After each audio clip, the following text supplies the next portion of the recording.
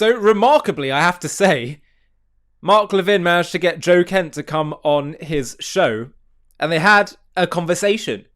And Mark pressed him on a bunch of things that Joe had said. And I want to show you this particular clip around the matter of intelligence. Kent saying there's no good reason for us to go to war with Iran.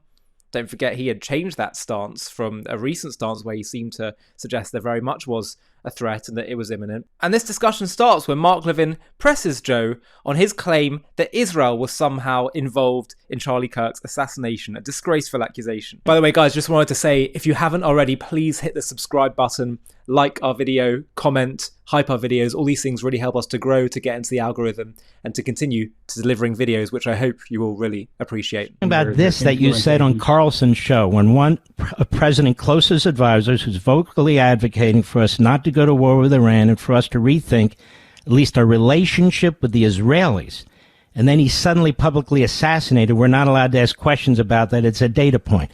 What's the data point?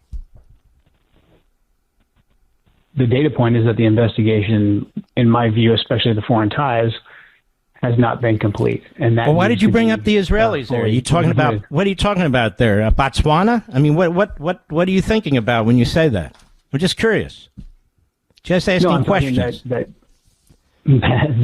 Charlie was advocating for us not to go to war with Iran and to rethink our relationship with the Israelis, and then he is killed. This needs to be looked into. That's all I can say. That's all you can say. Rich, can you play what Charlie said after the president ordered the dropping of the bombs on in June on those sites in Iran? Go ahead. And you might say, Charlie, do you support or oppose this? I support President Trump. That's my answer. I know the man. He's the commander-in-chief. He's the man for the hour, and he's had the weight of the world on his shoulders. So in a situation like this, I support my friend, and he's had my back and I have his.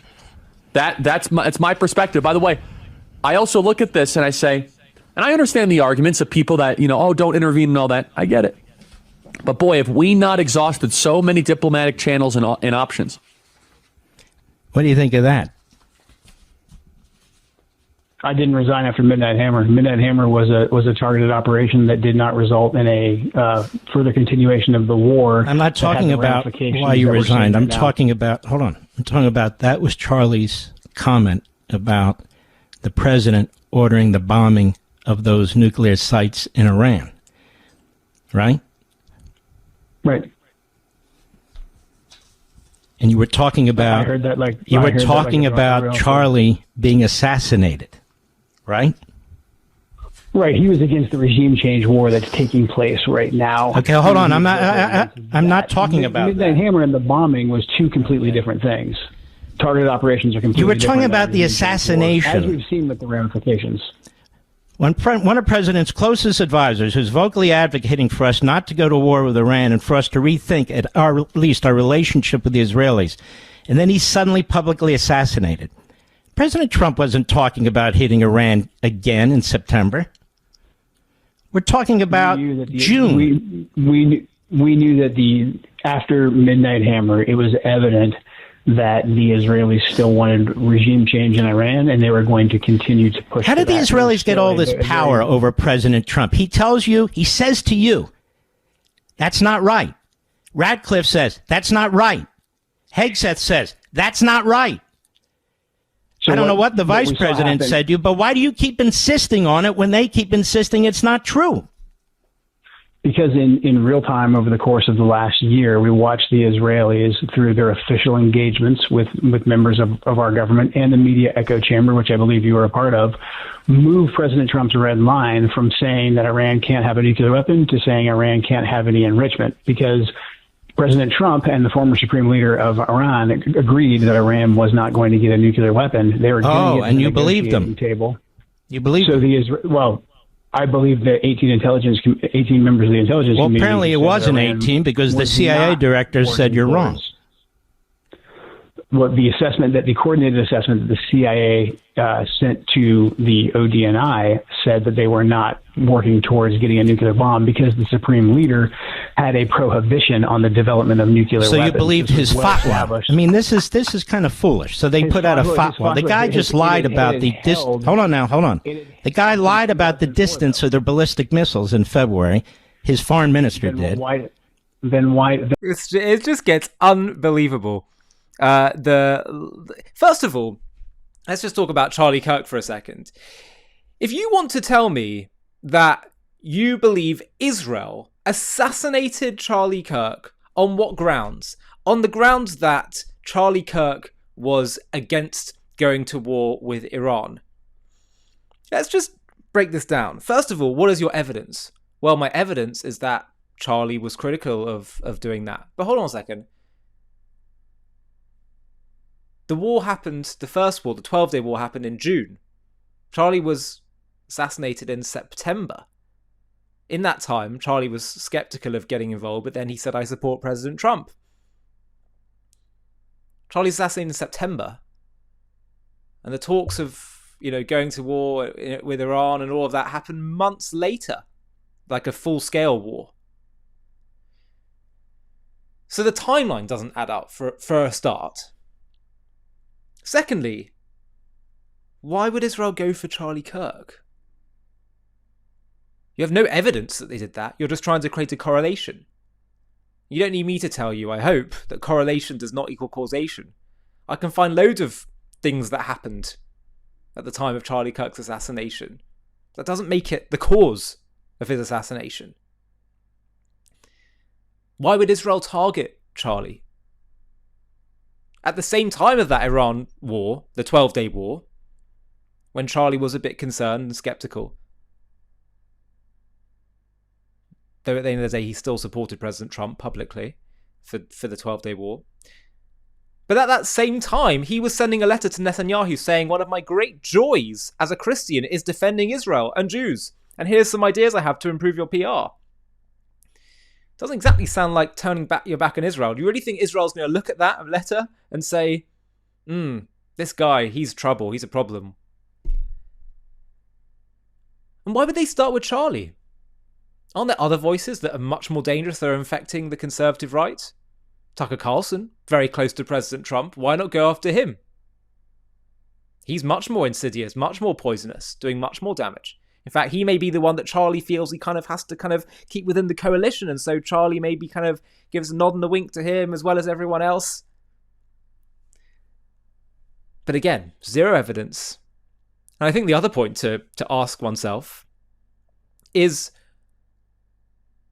why would Israel, whose most important ally, most crucial ally is America, risk losing that by doing such an action like this? I feel stupid even defending all of this because there is zero evidence that Israel was involved. And it's sick this kind of stuff is being promoted. In the same way that it's sick that Candace Owens is promoting the idea that Erica Kirk was involved and Turning Point USA were involved.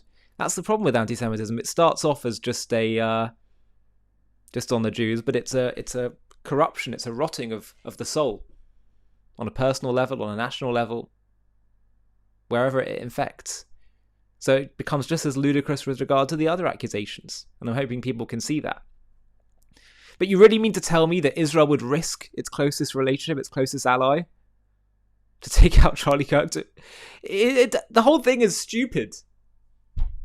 It's absurd. And then he talks about, the intelligence gap. Kent says that there was no intelligence of an imminent strike. Well, Kent had been cut out of presidential daily briefings and high-level Iran planning for months. So he's disputing information that he literally was not cleared to see. The CIA director, as Mark Levin pointed out, John Ratcliffe, testified under oath, not a radio interview, but under oath, that the threat was not only imminent, but backed by compelling evidence. That was his words, of planned Iranian strikes on US bases. So to believe Kent, you have to believe that the entire CIA leadership and the president are committing perjury. There's also the ballistic reality. Just last week, Iran fired a mid-range missile 2,500 miles at the Diego Garcia base, twice the distance their foreign minister claimed they were capable of, which proves the regime was actively deceiving the West about their reach and intent. And then the whole Israel-driven narrative, Trump's agency, Kent's argument that suggesting Trump is a puppet, easily deceived by a media echo chamber. Trump has consistently, as we all know, made independent, bold decisions, like killing Soleimani in 2020, that the establishment may have cautioned against. Also, Kent claims that Israel manufactured the Iraq war, but in reality, historical records show the Israeli government actually urged the Bush administration not to pivot from Afghanistan to Iraq, fearing that it would empower Iran. People often point to that testimony that I think Netanyahu gave, warning about Saddam Hussein. But he wasn't in government then. He was speaking as an Israeli citizen. And in 2022, Kent wrote to AIPAC calling Israel a mutually beneficial ally and stating that aid to them was one of America's few worthwhile investments. If he truly believed Israel was manufacturing wars since 2003, why was he praising them and seeking their donors' money just 4 years ago? I have to say that all these claims that he was a leaker, him jumping onto Tucker Carlson and other shows, it shows that this guy it seems to be thinking on ideological terms, on the Tucker Carlson, Candace Owens type terms. In fact, he was just seen with them recently. Oh, and look who's next to him as well. Not just Candace, but Carrie Prigine Bowler. How surprising is that?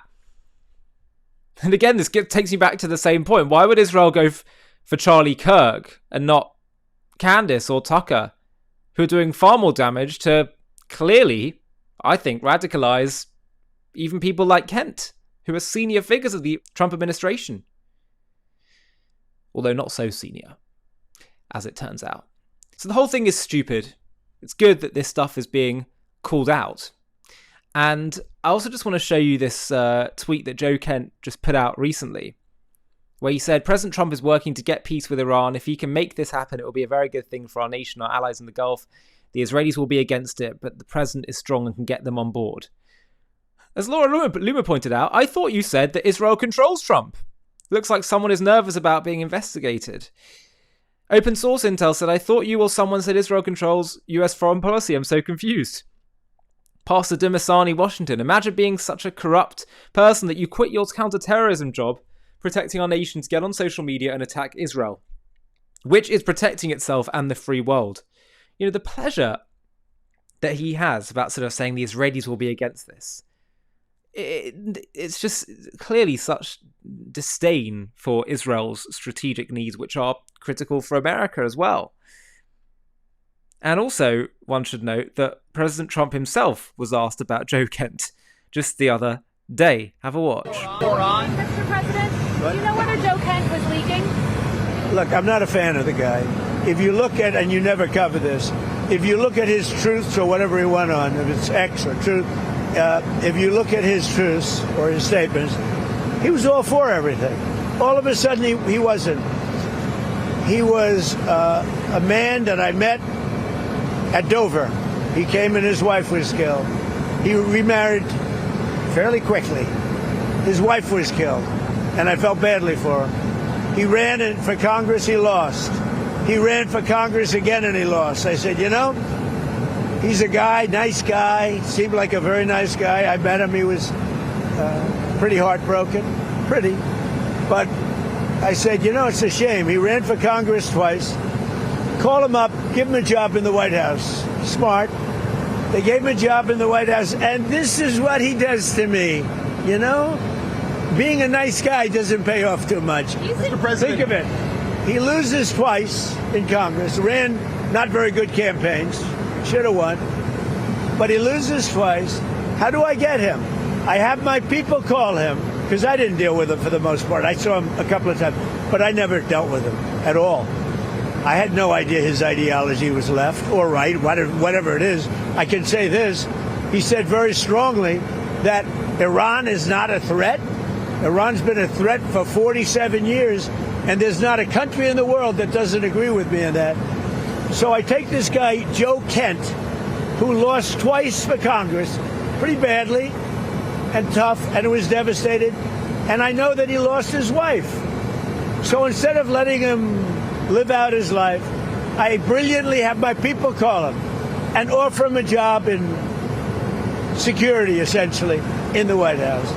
And what does he do? He goes out and he says that Iran is not a threat to get publicity. Now, he probably signed up with CNN or maybe signed up with your division of Newsmax. I don't know. But so there you go. Trump is very clear where he stands on Joe Kent. And as I say, it seems pretty disturbing to me, above all else, that this guy was a significant person with influence in the administration and was so clearly thinking not on rational terms, but on ideological ones.